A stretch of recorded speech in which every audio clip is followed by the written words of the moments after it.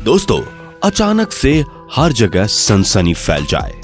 एक ऐसी खबर आपको टीवी, म्यूजिक सुनते वक्त या यूट्यूब चलाते वक्त दिखाई दे, जिसे सुनने, देखने और सोचने के बाद आपके होश उड़ जाएं तो ये खबर है कि अगर चांद आधा टूट जाए तो। हालांकि अच्छी खबर यह है कि मैं मजाक कर रहा हूं, लेकिन ये इतनी भी अच्छी नहीं है। मैं आपको बता दूं कि एक बहुत ही बड़ा धूमकेतु हमारे चंद्रमा की तरफ बढ़ रहा है। जी हां, ये पृथ्वी से तकरीबन 2000 माइल के ऊपर से गुजरेगा, लेकिन हम लकी हो सकते हैं, लेकिन हमारा चंद्रमा नहीं।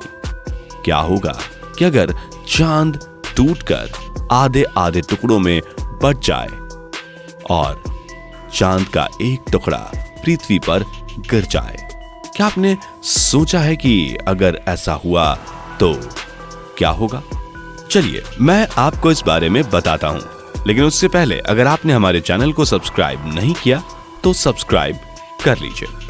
दोस्तों, मैं आपको बता दूं कि वैज्ञानिकों ने ऐसा अनुमान लगाया है कि ऐसा हो सकता है कि एक बहुत बड़ा एस्टेरॉयड चांद से आकर टकराए और चांद 2 भागों में टूट जाए।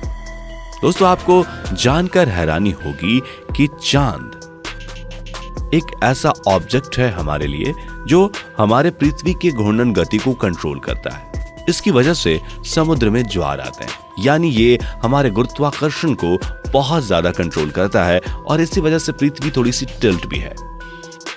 वैज्ञानिकों ने माना है कि एक विशाल उल्कापिंड सबसे गहरे अंतरिक्ष से हमारे पास उड़ रहा है। यह हमारे सौर मंडल में प्रवेश करता है और तेज गति से पृथ्वी तक पहुंचता है, लेकिन आपको बता दूं कि यह आधे ही दूर में आके टूट जाएगा और फिर चांद से जाकर टकरा जाएगा। और आपको जानकर हैरानी होगी कि अगर चांद 2 टुकड़ों में बट जाता है और चांद के दोनों टुकड़े दूर दूर हो जाते हैं और फिर वो पृथ्वी का चक्कर लगाते हैं, तो वैज्ञानिकों का कहना है कि कुछ अरबों साल बाद फिर से चांद एक जैसा हो जाएगा, लेकिन इससे कुछ ज्यादा फर्क नहीं पड़ने वाला है। इससे हमारे दिन और रात के समय में थोड़ा सा फर्क होगा। पृथ्वी थोड़े अपने अक्षांश पे इधर उधर शिफ्ट कर सकती है, हल्के भूकंप हम महसूस कर सकते हैं, लेकिन बहुत ज्यादा नहीं होगा। लेकिन कंडीशन अगर और भी खराब हो जाए, अगर ये एक टुकड़ा तो अंतरिक्ष में टिक जाए, लेकिन एक टुकड़ा हमारे पृथ्वी की तरफ बढ़े तो क्या होगा? दोस्तों, इसके बाद केवल तबाही ही तबाही होगी। जी हां, आपको बता दूं कि अगर चांद हमारी तरफ बढ़े तो चांद हमारी धरती से 11,470 मील की दूरी पर अभी है, और अगर यह धरती के पास आकर रोचे लिमिट तक पहुंच गया तो यहां मौजूद समंदर से 30,000 फीट ऊंची लहरें उठेंगी। फिर क्या हाल होगा आप सोच सकते हैं।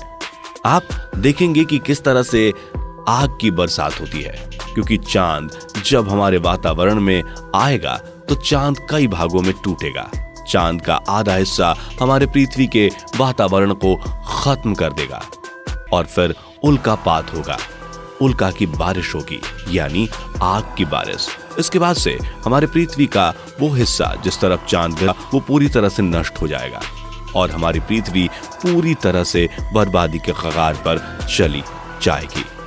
हो सकता है कि हमारा वातावरण यानी कि हमारा एटमॉस्फेयर उसे अंदर ना आने दे, फिर भी ये जो टुकड़े होंगे वो अंतरिक्ष में घूमने लगेंगे और हमारी पृथ्वी को हमें शनि ग्रह की तरह छल्ला मिल जाएगा, यानी इतने ज्यादा एस्टेरॉयड जो हमारे पृथ्वी की चारों तरफ घूमेंगे। उसके बाद से हमारे स्पेस प्रोग्राम्स पे बहुत बड़ा असर होगा। कोई भी स्पेस स्टेशन नहीं बचा होगा। हालांकि पहले पता चल जाएगा कि चांद हमारी पृथ्वी की तरफ आ रहा है तो सारे एस्ट्रोनॉट, सारे स्पेस स्टेशन के कर्मचारी पृथ्वी पर लौट आएंगे, लेकिन उसके बाद से इंटरनेट खत्म हो जाएगा।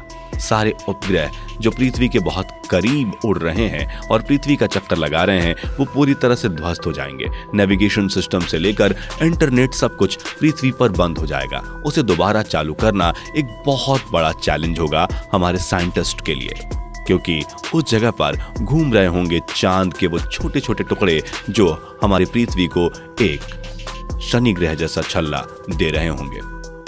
वैसे आपको बता दूं कि अगर ऐसा हुआ तो हमारे जो महासागर हैं वो बहुत ही अनस्टेबल हो जाएंगे। महासागरों में एक जबरदस्त तूफान आएगा जिसे सुनामी कह सकते हैं, और ये सुनामी बहुत ही खतरनाक होगी, जिस वजह से कई लोगों की जानें जा सकती हैं, क्योंकि जितने भी एस्ट्रॉयड होंगे वो हमारे मैग्नेटिक फील्ड को बहुत ज्यादा इफेक्ट करेंगे। और जो चंद्रमा आज हमारे पृथ्वी के लिए बहुत जरूरी होगा वो उस वक्त एक बहुत बड़ी मुसीबत बन जाएगा।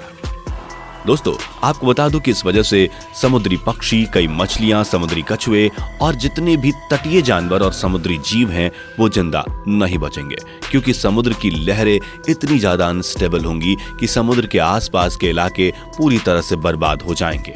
आप सोचिए कि हर रोज समुद्र में हर 1 सेकंड में तूफान आएगा।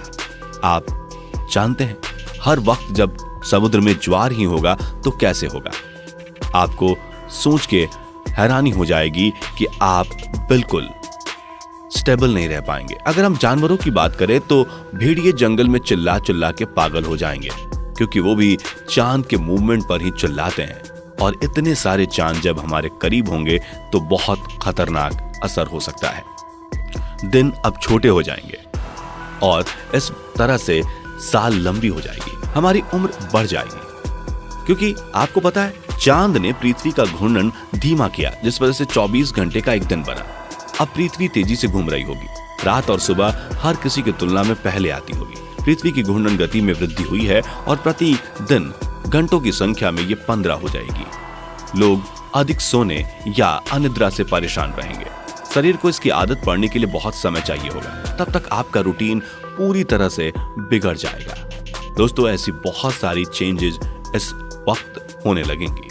ठंडे क्षेत्रों में बर्फीले तूफान बहुत ज्यादा आएंगे, बड़े पैमाने पर बारिश होगी, धूप के बजाय मौसम एक समान रहेगा, या तो हवाएं या तो तूफान, नहीं तो सुनामी। मौसम तेजी से बदलेंगे, सर्दियां बहुत ज्यादा ठंडी होंगी और गर्मियां बहुत ज्यादा गर्म होंगी। अब साइंटिस्ट को फिर से नेविगेशन सिस्टम, कंपास, इस तरह की चीजें बनानी पड़ेंगी, और एक व्यक्ति की औसत आयु अब 96 साल होगी, क्योंकि दिन और रात के ड्यूरेशन में काफी बदलाव आ गया है।